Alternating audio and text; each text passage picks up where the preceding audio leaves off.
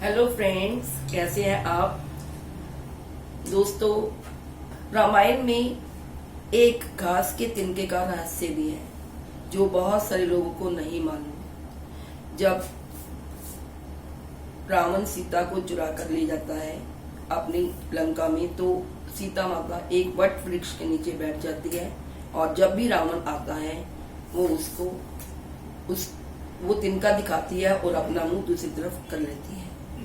और रावण बहुत नाराज हो जाता है। रावण उसे एक लालच देता है, मैं तुम्हें अपनी पटरानी बनाऊंगा, और बहुत सारे लालच देता है कि ताकि वो राम को भूल जाए और मेरी लंका की रानी बन जाए। लेकिन रावण कभी भी सफल नहीं होता। यहाँ तक कि एक बार वह श्री रामचंद्र जी का रूप बनाकर उनकी वेशभूषा धारण करके सीता के समक्ष आता है, तो भी वह सीता को रिझाने में सफल नहीं हो पाता। एक दिन जब वह अपनी सारी शक्तियां लगाकर सीता को मनाने के लिए जब सारी शक्तियां लगाता है और उसके बाद थक हार कर वो रात को अपने शयन कक्ष में जाता है, तो उन रावण की पत्नी मंदोदरी उससे पूछती है कि क्या हुआ, तुम तो राम का रूप धारण करके सीता के समक्ष गए थे।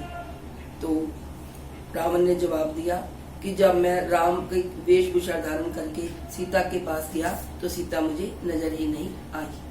तो इतनी पतिव्रता थी हमारी माँ सीता। माँ सीता जगत जननी स्वरूपा थी।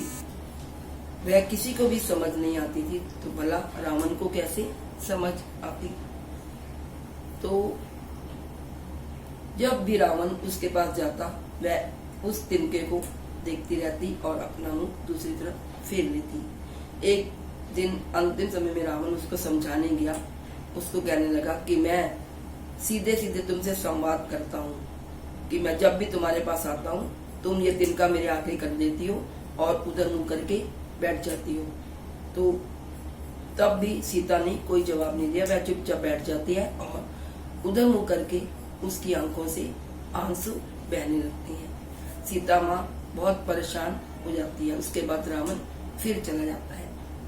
लेकिन ये तिनका क्या था और इसका रहस्य क्या है, आज मैं आपको बताती हूँ। जब श्री रामचंद्र जी ने सीता स्वयंवर में सीता को जीत लिया और उनसे विवाह करके वे अयोध्या लौट गए, तो नववधू जब घर में आती है तो रीति के अनुसार उससे कोई मीठा पकवान बनवाया जाता है। तो जब उससे सीता जी को मीठा पकवान बनाने के लिए कहा तो उन्होंने खीर बनाई, और उस दिन सब परिवारजन, चारों भाई, तीनों रानियां और राजा दशरथ और उनके अतिरिक्त उनके ऋषि मुनि भी, उनके गुरुजन भी उस भोज में निमंत्रित थे। जैसे ही सीता माता ने खीर परोसने शुरू की और भोजन करना सबने शुरू किया, तभी एक हवा का झोंका आया और उससे सारे पत्थर उड़ने लगे। सीता माता ने देखा कि राजा दशरथ के पत्तल में एक घास का तिनका आकर गिर गया है, और जैसे ही सीता माता की दृष्टि उन पर पड़ी तो उन्हें अच्छा नहीं लगा। वह खीर में हाथ तो डाल नहीं सकती थी, तिनका उठा नहीं सकती थी, तो उन्होंने अपनी गहरी दृष्टि को उस तिनके पर डाल दिया, यानी कि वो तिनके को घूर घूर कर देखने लगी। जैसे ही उन्होंने घूर घूर कर देखा, वो तिनका भस्म होकर एक छोटे से बिंदु में परिवर्तित हो गया। अब यह सब चमत्कार राजा दशरथ देख रहे थे, लेकिन वो तब चुप रहे और उन्होंने सीता माता को कुछ नहीं कहा। थोड़ी देर बाद जब भोजन के पश्चात वे अपने कक्ष में गए तो उन्होंने माँ सीता को बुलवा भेजा और उन्हें कहा कि मैंने आप भोजन के समय आपके चमत्कार को देख लिया है। आप साक्षात जग जननी स्वरूपा हैं। लेकिन एक बात याद रखना कि ये तिनके का प्रयोग कभी भी अपने शत्रु पर भी मत करना।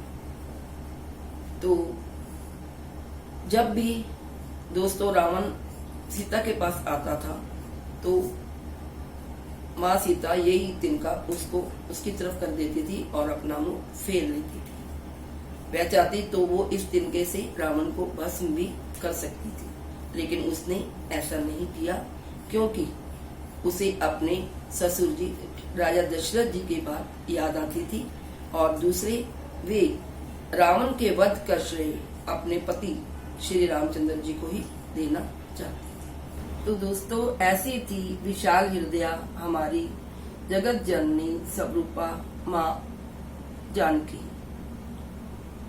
तो दोस्तों, यदि आपको मेरी यह वीडियो पसंद आई हो तो इसे लाइक शेयर करना ना भूलें और मेरे चैनल को सब्सक्राइब अवश्य करें। कमेंट्स बॉक्स में कमेंट्स भी दें और बेल के आइकन को दबा दें, ताकि मेरी आने वाली वीडियो की नोटिफिकेशंस आपके पास सबसे पहले पहुंच सके। जय श्री राम।